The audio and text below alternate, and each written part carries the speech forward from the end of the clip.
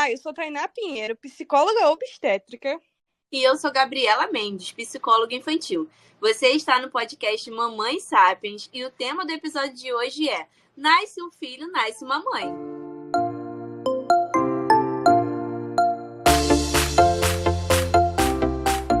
É muito interessante falar sobre esse tema, porque a gente está falando de um momento que muitas vezes tem um foco maior na criança.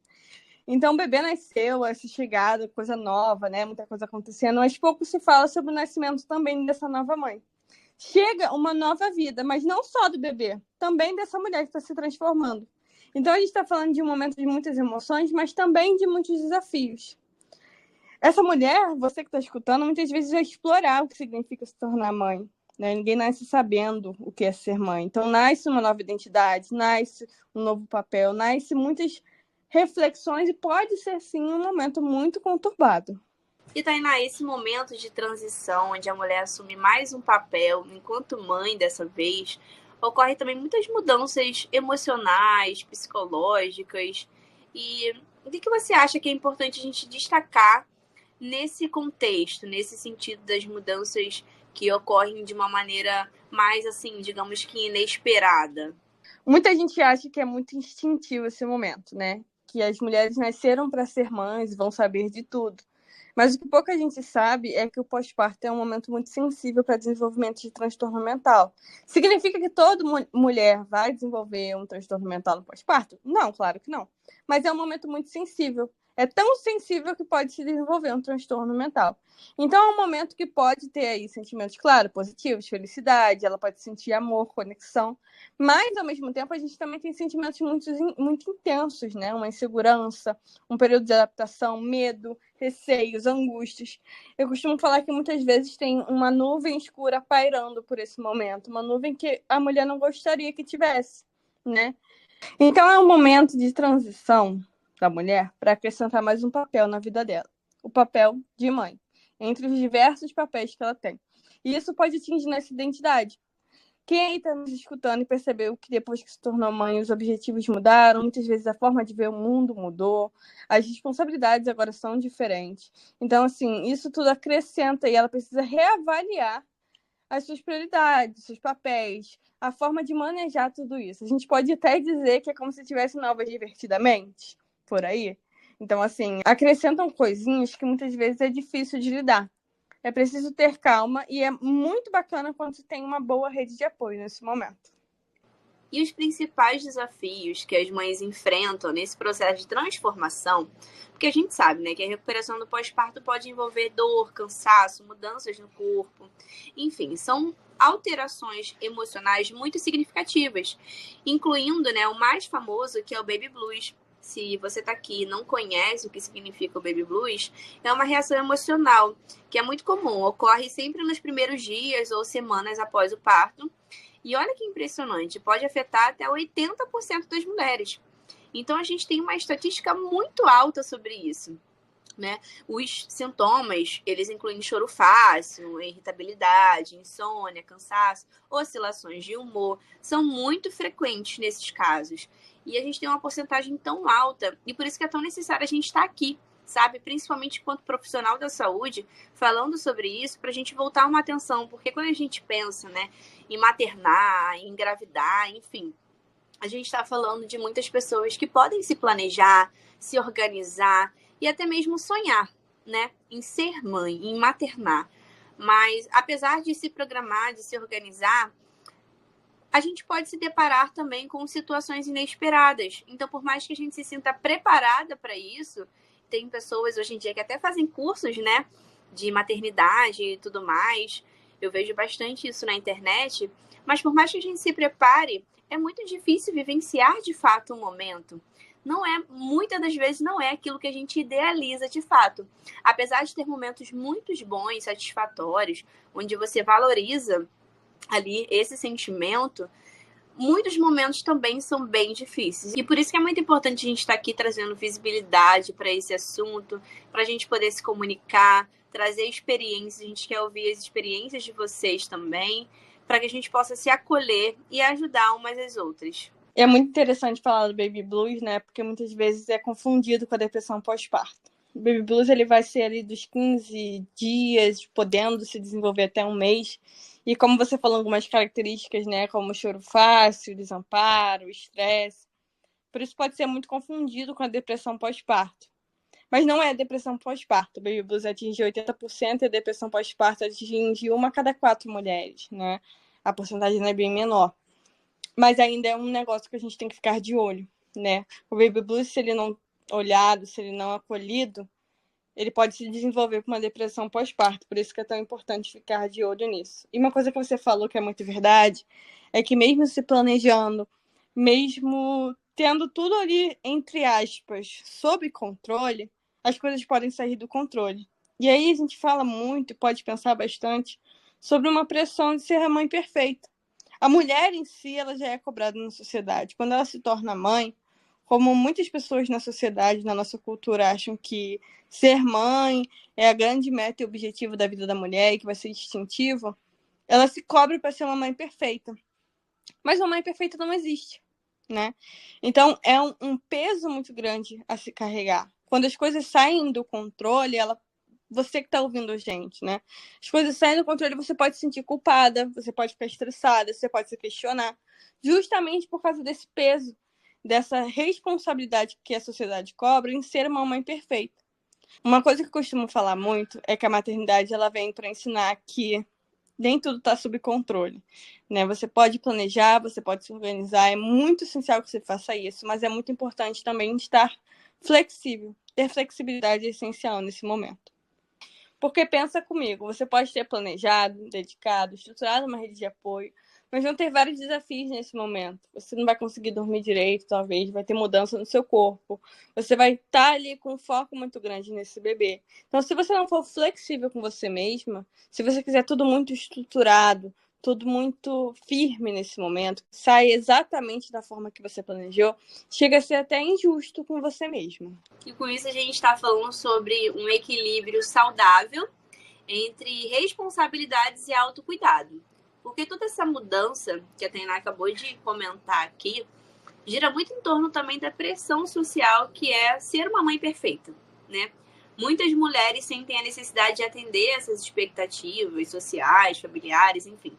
O que realmente não vai contribuir para você conseguir passar por esse processo de uma forma mais saudável. E é justamente nessa pressão social que você vai achar que precisa se ajustar tudo rapidamente. Eu preciso ter uma rotina ali equilibrada, tudo certinho. Isso faz com que você perca o controle daquilo que é prioridade para você. Eu sei que às vezes lidar com a chegada do filho são muitas demandas que aparecem, né? De amamentar, dar banho, arrumar a casa, ou seja lá o que for. A gente sabe que existem muitas tarefas, mas defina o que é possível para você, o que está dentro das suas condições, porque principalmente nesse momento a gente sabe que existem pessoas inconvenientes que chegam e fazem comparações. Porque quando eu tive meu filho, eu fiz muita coisa, eu arrumava, eu fazia isso e aquilo, e aí com isso você acaba se cobrando bastante. Mas a realidade daquela pessoa com certeza é bem diferente da sua. Então é importante você pensar nisso, sabe?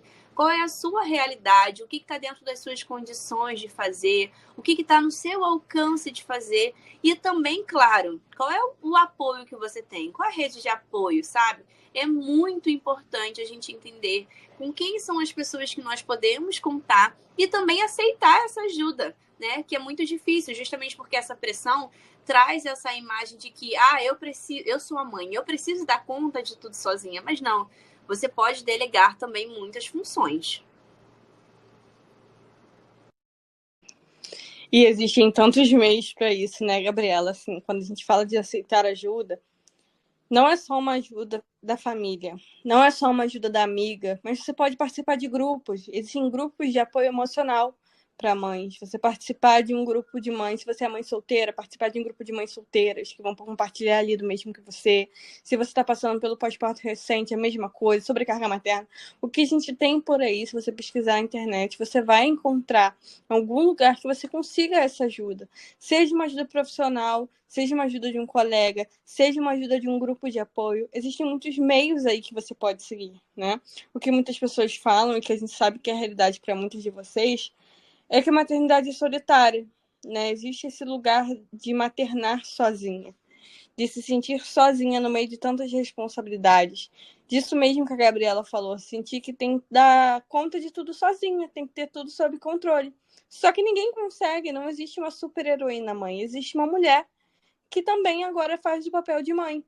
E precisa, ao mesmo tempo, cuidar de si mesma, ao mesmo tempo nutrir um relacionamento, ao mesmo tempo nutrir uma família, ao mesmo tempo... Então, assim, é preciso abrir mão de algumas coisas. Entender e ter consciência de que, às vezes, pegar tudo para fazer sozinha não vai ser bacana, não vai ser produtivo nem um pouco, só vai te fazer mal. Então, nasce um filho, nasce uma nova mulher? Sim. Mas nasce esse papel novo também, que é preciso de ajuda para lidar com ele. Né? Existe uma frase que chama: é preciso de uma aldeia para cuidar de uma criança, para criar uma criança, algo desse tipo. Precisa de muita gente para cuidar de uma criança. Então, por que você quer dar conta de tudo sozinho? E falando isso, de cuidar de uma criança, a gente pode pensar aí nesse bebê que acabou de nascer. Falamos bastante da mãe, né? Mas vamos falar também dessa criança. Existem desafios que são enfrentados nesse primeiro momento, em que você que está nos escutando pode não conhecer. Então, Gabi, fala um pouquinho pra gente sobre isso. Você que é psi infantil, conhece um pouco mais sobre isso, divide com a gente os desafios, né? As etapas dessa fase inicial de um bebê. Tainá, e para falar até mesmo do desenvolvimento do bebê, a gente também vai falar de comparação, porque essa comparação não acontece só com a mãe, não. É com o bebê também. Sempre tem aqueles comentários chatos, maldosos, que falam: o meu filho com 10 meses já estava andando, o meu filho come de tudo, nossa, meu filho dorme a noite inteira, ele é muito tranquilo. E aí você acaba se cobrando bastante. E a gente precisa entender que quando a gente fala do desenvolvimento, por exemplo, bem ali na fase inicial mesmo, a única coisa que é frequente, que você consegue ter um controle maior, é a alimentação. Porque, de fato, vai existir ali um horário para que tenha esse momento. Agora, por exemplo, o padrão de sono, ele é muito irregular. O seu bebê está se adaptando ao novo mundo. É um mundo novo também para ele, assim como para você. E você também vai estar se ajustando a isso. Então, é um momento de adaptação de vocês dois. E é assim até que ele vá crescendo e se desenvolvendo. Cada etapa como essa, né, de evolução, dessas fases de descobertas, das partes do corpo, né, do contato visual, lá para 2, 3 meses, o bebê ele começa a sorrir socialmente, que ele vai interagir ali com os rostos que são mais familiares para ele, né, onde a interação, a comunicação começa a se desenvolver. Isso também vai contribuir muito para o vínculo, vai te ajudar a passar por algumas dificuldades, porque vocês vão construir um afeto. E como esse afeto pode contribuir? Pode contribuir no impacto da regulação emocional, né? Onde vocês vão conseguir regular as emoções pela parte do carinho, que, né, esse momento proporciona, que pode ajudar a reduzir a frustração, o estresse. Você vai ter um momento ali um pouco diferente do que o costume. A gente sabe que uma rotina de uma mãe é bem cansativa. E com isso, essa fase, né, que ele vai passando ali de descoberta, é importante, como a gente já falou aqui, que você entenda que a flexibilidade é muito importante, porque você vai se ajustar àquilo que é possível para você. Então, quando o bebê vai crescendo, a necessidade dele também vai mudando. E aí você vai ajustando para que você consiga lidar melhor com os imprevistos e com as novas fases que vão acontecendo. É muito importante você definir expectativas realistas. E, para além disso, você consiga reconhecer que é muito normal, comum, e tá tudo bem você se sentir sobrecarregada, porque realmente são muitas demandas que podem aparecer. Exatamente. E assim, é muito importante também entender o limite, né? É normal se sentir sobrecarregada às vezes. É normal se sentir triste às vezes, se sentir desconectada às vezes. Mas é importante estar atenta ao às vezes. Se isso está muito constante, se você está se sentindo triste o tempo todo, sobrecarregada demais, estressada demais, Encontre recursos, seja através de um profissional de saúde, seja através de um colega, de um familiar. Busque ajuda, porque nada em muita quantidade faz bem. Então, estressada demais, sobrecarregada demais, não é bacana, de fato, para você mesma. Afinal, quando a gente fala de cuidar de um bebê, a gente está falando de energia, né? A Gabriela até falou aqui que a rotina é muito pesada, principalmente aí nos primeiros meses, até ali 1 ano, uma adaptação muito grande, o pós-parto psicológico pode durar de 2 a 3 anos, então imagina o tempo de adaptação aí bem grande, né? Então, assim, a gente está falando de um processo que demanda muita energia. Uma mãe cansada, uma mãe sobrecarregada, estressada, tem essa energia para entregar? Não tem. Muitas vezes você pode se sentir culpada por brigar com seu filho e você não queria brigar. Mas você está tão cansada que não tem outro recurso para usar nesse momento. Você precisa dar uma respirada, né? Você não tem que criar uma rotina, esperar ele criar uma rotina, esperar vocês criarem uma rotina fixa e perfeita aos seus olhos, para aí você dar uma respirada. Não, você tem que buscar dar uma respirada dentro da rotina possível que você está vivendo. Bom, e para concluir, a gente sabe que essa experiência é única para cada família. É um caminho de muitos desafios e a gente está aqui justamente para poder apoiar vocês em cada passo dessa jornada. Eu espero que aqui vocês encontrem um momento de acolhimento, onde se sintam escutadas, né?